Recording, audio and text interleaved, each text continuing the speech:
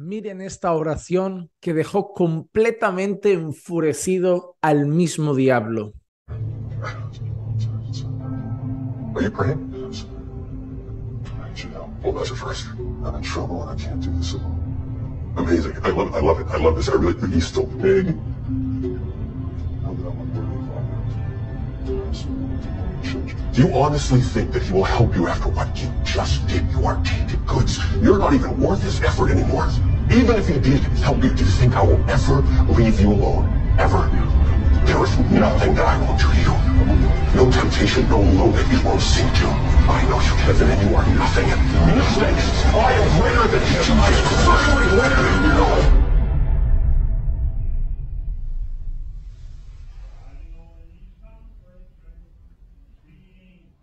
Gracia y paz, amados hermanos. Como verán, se trata de una escena de una película.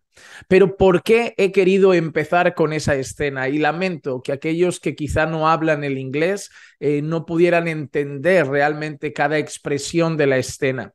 Pero les explico un poco el contexto. Hay un hombre que ha hecho cosas que no están muy bien y se encuentra en un restaurante. Y la persona que tiene delante, teóricamente en la escena, es el diablo, es Satanás. Y él está empezando a orar a Dios. Y Satanás empieza a provocarle, empieza como a molestarle, empieza a decirle pues que Dios no lo va a escuchar, que no sirve de nada orar, que él incluso es más fuerte que Dios y que él además lo conoce y sabe que no sirve de nada que ore, porque tarde o temprano va a fallar una y otra vez al Señor y que el Señor lo va a acabar rechazando. Ese es más o menos el contexto. Pero la idea que tú ves en la imagen es esa. Satanás empieza con una sonrisa en la cara, intentando con el primer argumento hacer que el hombre deje de orar y luego va poniéndose nervioso, ¿verdad? Tú vas viendo cómo mueve los labios, se muerde los labios, empieza como a estar un poquito más alterado, a decir las frases con otro tono.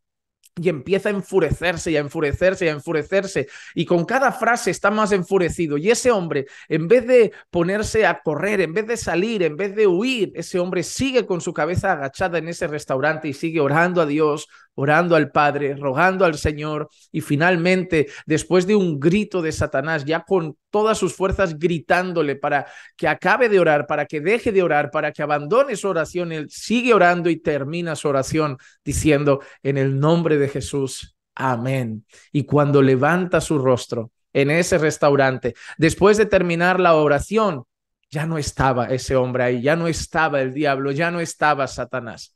Eso es tan solo una película, pero ¿por qué he querido hacer yo este vídeo? Hermanos amados, la realidad de que tenemos un enemigo, eso es cierto. No podemos olvidarnos de esa realidad. Yo creo que hay dos extremos muy peligrosos y ya lo he comentado en más de una ocasión. Extremo número uno, aquellos que ven al diablo hasta en la Coca-Cola. Aquellos que el diablo está en esa luz, en esa nube, en esa Coca-Cola, en esa marca de coches. El diablo está en todo. Todo tiene al diablo, todo tiene al diablo, todo tiene al diablo. Y no hay mucho discernimiento porque en ocasiones hablan de cosas que son puras cosas materiales sin sentido y sin significado. Y ahí creo que hay un peligro, viendo al diablo incluso donde él no está en ocasiones. Pero por otro lado, también veo otro extremo muy peligroso, el hacer como que el diablo no existe. Como soy creyente y estoy en Cristo, el diablo ya está ahí y yo ya no juego más en esta competición contra él, ya no tiene nada que ver conmigo, ahora soy de Cristo, él está ahí y ya, mira, pues el diablo casi como si no existiera, como si no pudiera hacer nada. Pero cuando nosotros miramos la Escritura y nosotros vemos al Señor a través de la palabra diciendo: el diablo anda como león rugiente buscando a quien devorar, son palabras que en ese libro en particular son dirigidas a los creyentes. Es decir, el Señor a través de su siervo está advirtiendo a los creyentes de que el enemigo está ahí.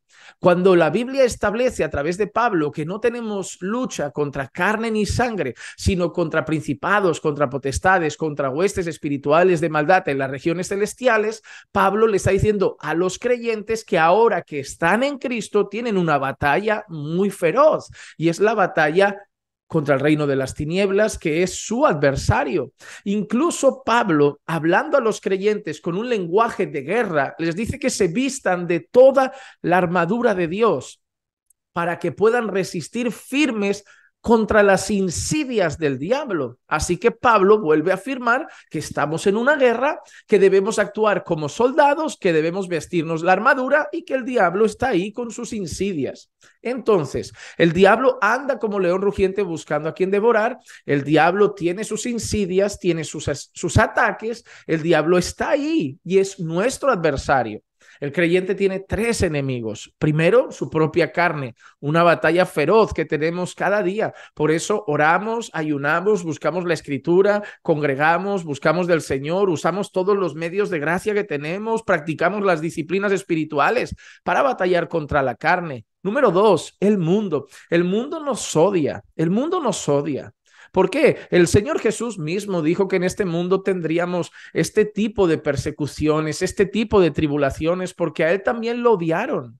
Y como a Él no lo conocen, el mundo no nos conoce y por lo tanto nos odia. Es decir, que como nosotros vamos contra la corriente en este mundo, vamos a tener la oposición y el odio del mundo, sus ideologías y todas las cosas. Pero número tres, Satanás está ahí. Satanás y el reino de las tinieblas participan en esta historia y ellos son también nuestros adversarios. Sí, la escritura dice, aquel que es de Dios, el maligno no lo toca. Lo que ese texto nos quiere decir es que nosotros ya no estamos bajo el amparo de Satanás. La gente de este mundo, la Biblia incluso los llama hijos del diablo. Sabemos que por la gracia de Dios, el diablo quizá no hace más cosas a más gente, porque Dios es soberano y puede impedir muchas cosas, pero Satanás tiene mucho dominio sobre personas de ese mundo que están sin Cristo.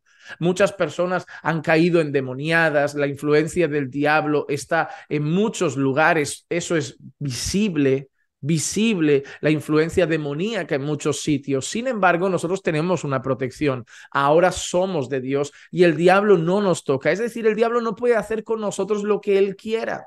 ¿Recuerdan la historia de Job? Quien tocó a Job y las cosas de Job y la familia de Job fue el diablo, pero tocó a Job porque Dios se lo permitió. Toca eso, pero no toques eso. Toca eso, pero no toques eso. Toca eso, pero no toques su vida. El diablo podría querer hacer 1000 cosas más contra Job, pero solo hizo lo que el soberano Dios le permitió. Entonces, sabiendo esa realidad, nosotros sabemos que ni podemos estar endemoniados porque los creyentes tenemos al Espíritu Santo. Y además, nosotros no podemos estar bajo el amparo de cualquier cosa que quiera hacernos el diablo. Sin embargo, el diablo, como en Génesis lo vemos, es astuto y anda por ahí buscando qué puede hacernos. Puede poner tropiezos, puede poner piedras en el camino, puede intentar provocarnos, puede intentar tentarnos de muchas maneras. Él es tentador, puede intentar engañarnos, él es mentiroso y padre de mentira. Él va a intentar hacer cosas dentro de sus limitaciones para intentar buscar que tropecemos, que caigamos en apatía espiritual, frialdad espiritual. No estamos bajo su amparo, pero la guerra es real y él está ahí, a nuestro alrededor, como león rugiente, buscando a quien devorar. ¿Por qué en una ocasión Pablo también está hablando en la escritura, en los matrimonios, dice, y no deis lugar al diablo, cuando habla de la ira? Por ejemplo, dice, no se ponga el sol sobre vuestro enojo, ni deis lugar al diablo. ¿Qué había dicho antes? Airaos, pero no pequéis. Es decir, en un momento de ira, si tú dejas la ira y no tratas eso, puede dar lugar al diablo para que siembre cosas. Entonces tenemos una batalla y en medio de toda esa batalla, ¿qué instrucción se le da a los creyentes? Resistid al diablo y él huirá de vosotros. Esa escena de esa película es una imagen clara de resistid al diablo y él huirá de vosotros.